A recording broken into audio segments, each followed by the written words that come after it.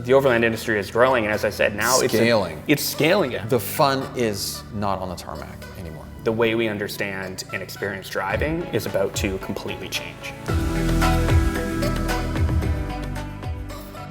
Hi, I'm Michael Uhlarik. I'm head of design at Potential Motors. I'm Noah Tompkins. I'm VP of marketing at Potential Motors. We all started seeing about, more than 10 years ago, the beginnings of this desire, this bigger sort of trend.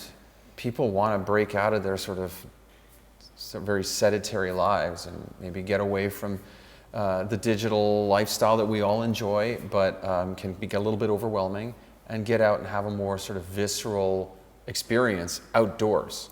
Yeah, and I mean, I think it's clear now too that overlanding is not just a trend anymore. I think for a while, people were looking at it as a Instagram trend. It was something that people were doing to. It was cool. Yeah, it was cool, and it was kind of novel. And in a world full of sports cars, having an overland rig was something that really stood out. And I think people thought of it as a trend for a while. But we're really seeing now that it's sticking around, and it's actually, I think, going to become an even bigger and bigger part of our society over time. And as you said, right now, we're seeing a lot of society trying to reject how things have been going and move towards being more present in life, right? Getting outside, going to those beautiful places, doing more of what we're meant to do as humans. And I think that's what has grown overland into the industry that it is today. Yeah, there's definitely a desire for exploration, not just physical exploration, but maybe exploring different ways of living. Yeah. I mean, we see that all the time with tiny homes and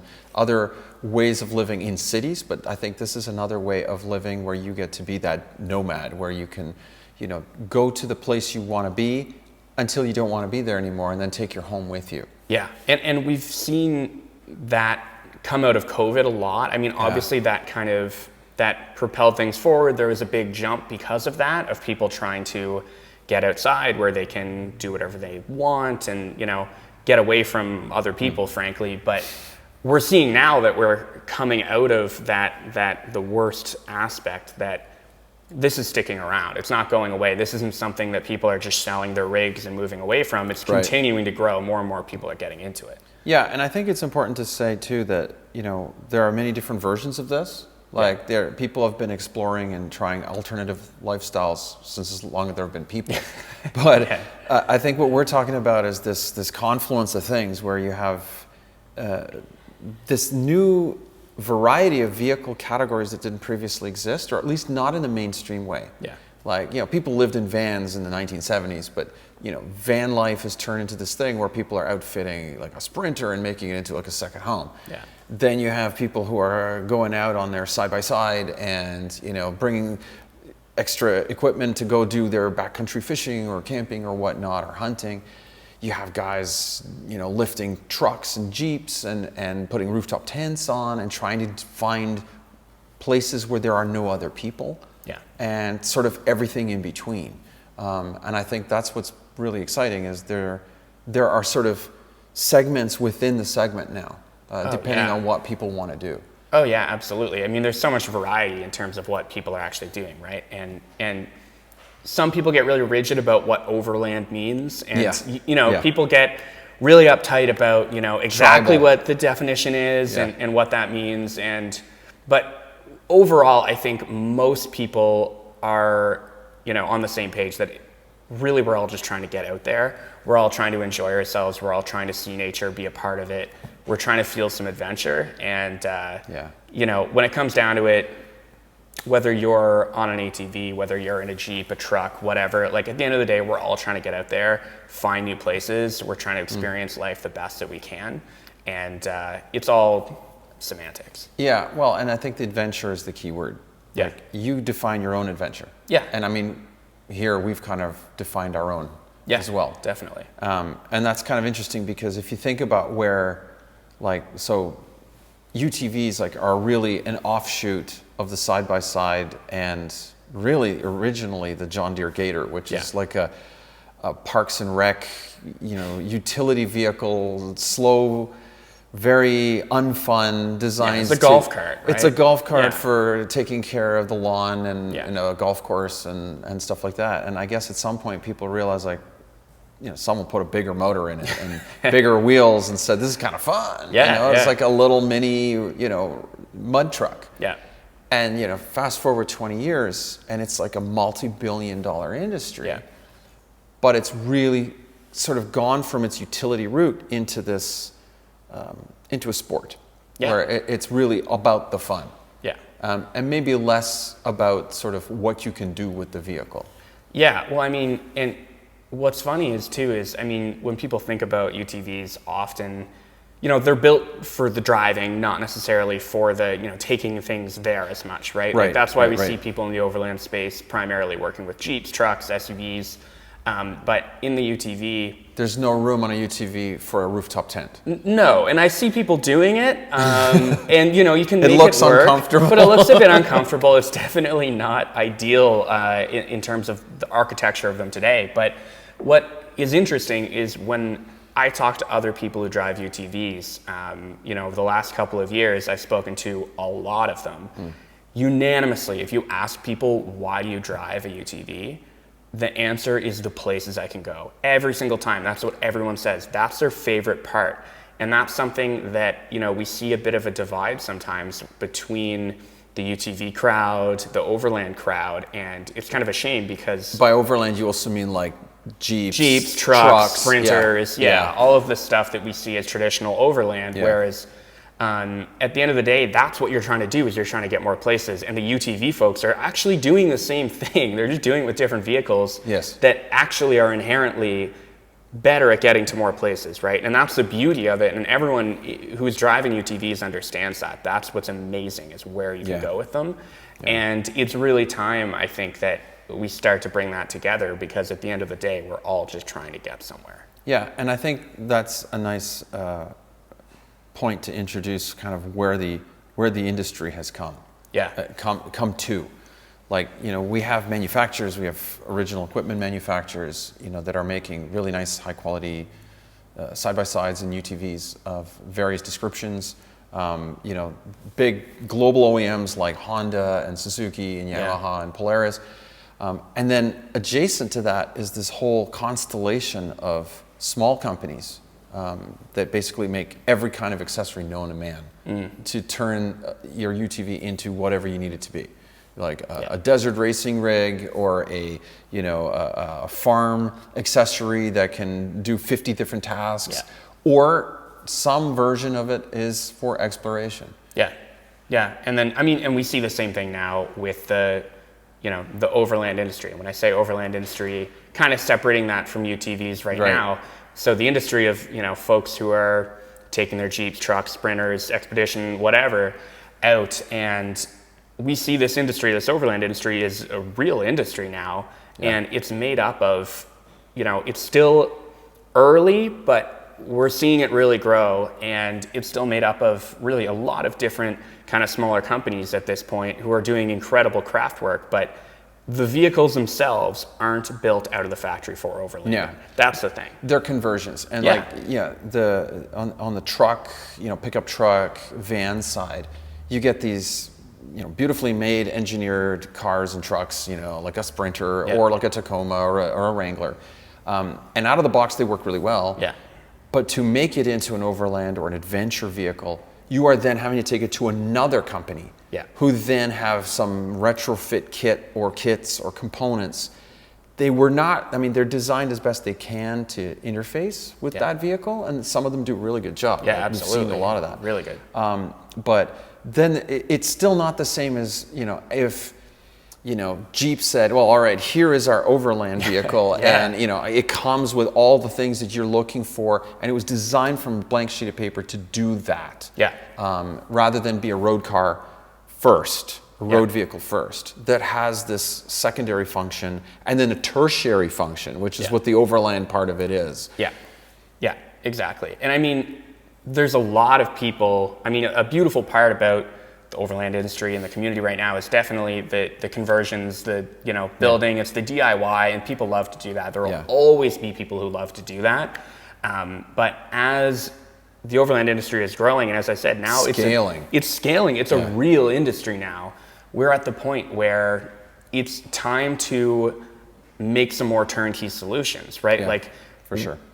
More and more people are trying to get into this, and we see it all the time. I mean, just jump in any of the 100 different Overland Facebook groups in North America alone, and you'll see people desperately trying to buy rigs and figure out how to do it. And it's a lot of work and time and money to get that together. And so it's time, like any industry, where you start to move beyond just the DIY into more turnkey solutions that can give people that experience right out of the factory, right out of the gates. Yeah, I mean, there's going to be some consolidation for sure, but I think more than just the industry growing, I think the market is growing. Well, exactly. I don't think we know for a fact that the market is scaling, and as it does, more and more people will want to try this, and they are not, like, most people are not interested in working on their car.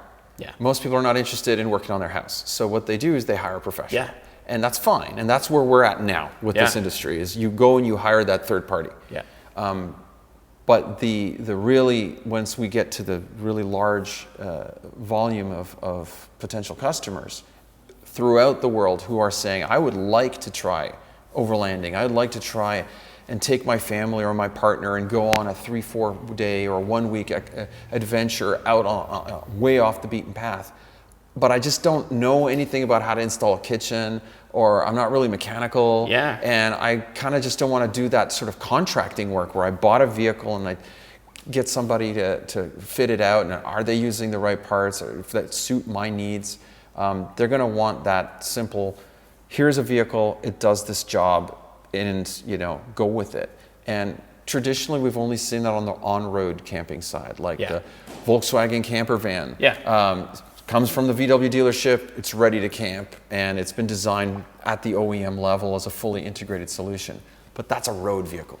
Yeah. There's really nothing in the off-road other than like Rivian to some degree. Yeah, absolutely. I mean, a true adventure vehicle out of the factory, right? That's a new conceived concept. As that from the beginning. Yeah, exactly. Something built for off-road, built for capability, built to get to as many places as possible, right? Which we know UTVs do the best job at the end of the day. Narrow width, uncompromised off-road design, but also built for adventure from the beginning in terms of storage, in terms of understanding the typical things people want to bring with them, how they need to store them, dust-proof things, like keeping things waterproof, flexible, having things that are modular, sleeping, eating, all of these things that people are doing in overland or just adventure in terms of going kayaking, backcountry fishing, hunting, all of these different things. There aren't vehicles that are designed for that out of the factory right now that go off-road, right? Yeah. And we're at the point where it's time. It's time to address that. Yeah. So that said, where are we going from here, you think? What's the future? Yeah, it's a good question. I mean, I think Of adventure. Of adventure. Well, I think driving plays a really key part in adventure, and we've seen that through like the growth of overlanding, right? Where people are seeing that vehicles are, vehicles for adventure. And there's plenty of people that don't want to do that, who want to go hiking, who want to use, other forms of transportation. But especially as we're going electric now, we're able to do that without compromising the environment too, right? We're able to go off-road, we're able to adventure with a vehicle without polluting the entire time that we're doing it. And we're seeing that driving is going to, I think, have a bit of a resurgence, where right now we're seeing autonomous vehicles starting to rear their head. We're seeing more and more ADAS in vehicles today, where we're working towards safety and efficiency of mobility, which is amazing. That's what we need to get around, and it makes sense. But where does driving fit in? Driving as recreation. Yeah, exactly. If on the road, I totally agree. If on the road the mission is, zero fatalities, and that is absolutely the goal, then it's inevitable that machine learning, the computers, and the autonomous vehicle will be the only way to get us there. Yeah. And totally so agree. Driving for fun will be relegated to private property, like a racetrack kind of scenario, or off-road. Exactly. And that's where you get to test your skill. That's where you get to feel that feedback through the wheel, through the pedal, through the seat of your pants. Yeah. And have that little reward not from, accolades on social media, but from, hey, I actually got this thing up that hill. That was a really, really slippery road, and I'm really proud of myself. I got that up there. Yeah. And so off-road for sure is going to fill that need.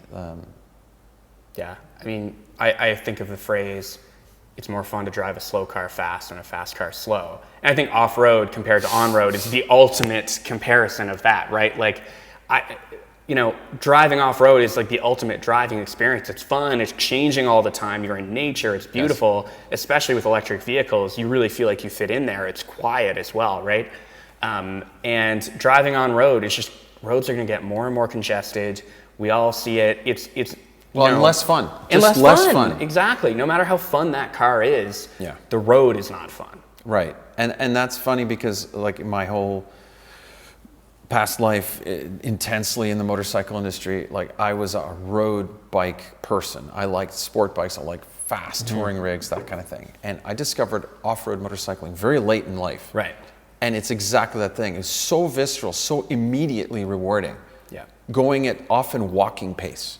Because it's the technicality, like, can I get this over this obstacle? Yeah. It's a full body experience, and then you get home and you go, I feel way more rewarded than, riding on the street on a very overpowered sport bike, which is working at 2/10 of its capability, because any faster would be reckless for me and for other people. Whereas off-road, I'm doing 10/10, and, if I fall over, I can get hurt, but not really that badly. And it's a more communal thing. I'm talking to people because we're riding slow and we stop frequently. And it's like, let's try and go down that trail. There's like a really good lake there. We can have lunch and go for a swim. So I have personally experienced this transition. Yeah. The fun is not on the tarmac anymore. No. And we're going to see more and more true adventure vehicles. I think the next 10, 20 years, this isn't going to be unique anymore. This is going to be something that more and more people are buying off-road adventure vehicles. They're buying adventure UTVs.